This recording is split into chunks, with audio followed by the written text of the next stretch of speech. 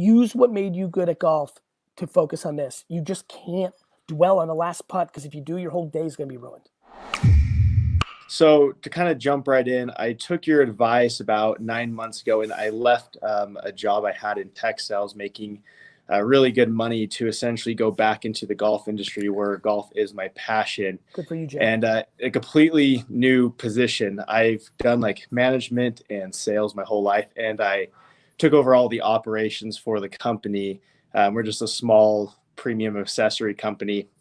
So my question with that is, so on top of that, I ended up I'm getting mentored by my boss. And how do you keep that perspective of, moving forward, knowing that there is that patience part of it, but also, like I said, there's some days where I'm sitting here at work and I have no idea what I'm doing, just from the standpoint of, you don't know what you don't know. Operations to me is a completely new field in general. Does it feel right? Do you feel intuitively right? Yeah. Well, good. Yeah. I mean, I think it's one of those things where I've always loved like the sales and the management side, like coaching, but the operations, I've really found a passion. Enjoyable. It's like a game. Yeah, I really enjoy it. It's like a game. Yeah. Ops is fun. Like, I'm super pumped about this question because it's an easy one. Like, don't beat yourself up. Yeah. It's really as simple as try and have good intent. And when you make a mistake, own it, be accountable, and try, have good intent, accountability, try. Like, leadership comes with accountability. Yeah, I agree. Like just watching business people, just watching the world, like anybody who blames others at the top is losing. Like a CEO blaming somebody else, like, oh, like my general manager fucked it up. You hired the general manager. I agree. Yeah.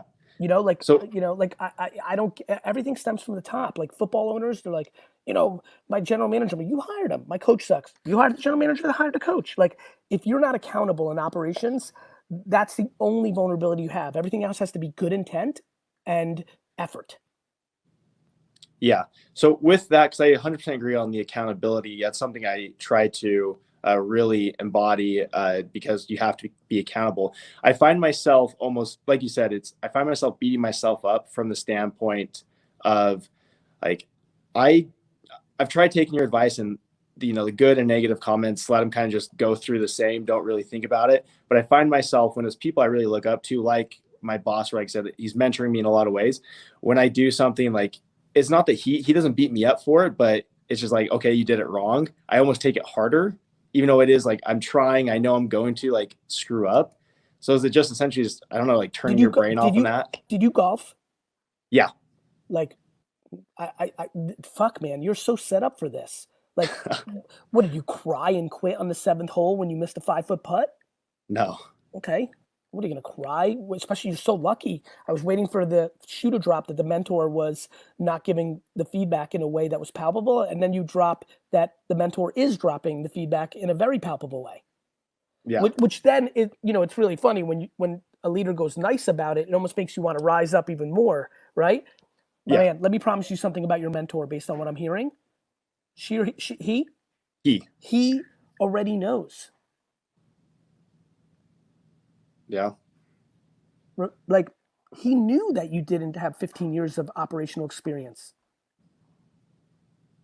Yeah, it's true. He already knew. When I hire people and they make all these different mistakes, I knew they didn't know how to do it. When I move people from a different job into a new job and they failed miserably, I'm not upset with them. I knew there was a risk factor. He knows, bro. Yeah. He also knows that you have the demeanor, the energy, I can even feel it in this call, to fucking figure it out over the next 3 years and be fucking great at it. Yeah. I just beat myself up really quick over it. Stop crying. Yeah. Every second you sit there and dwell that you let him down or you're disappointed in yourself is a second that you're not putting in to figuring out how to be better at it. Yeah, it's true. I know, bro. Listen, promise me, the second you go down that pipe, be like, fuck, if Gary's watching right now, he'd punch me. Like, just go there. Don't let yourself go there. It's a complete waste of time. Who gives a fuck?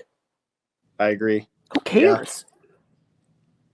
No, it's great advice. It's true. Use what made you good at golf to focus on this. You just can't dwell on the last putt, because if you do, your whole day is going to be ruined. Hey, you're fucked if you do that. See, that was the first time in your voice that you had conviction. Just convert that now into ops. Bro, I make mistakes every day. Big ones. Yeah. Now. GaryVee. Yeah. It's true. You got this, Joe. You got this. Hey, appreciate the golf it, Gary. thing. The golf thing. Okay. Got it? Because that was the first time in Appreciate your voice you're like, of course. I'm like, right. Because I'm the business version of that. Like, of course. Got it? Got it. Got it? Got it. Good. Let's do it. Take care, Joe.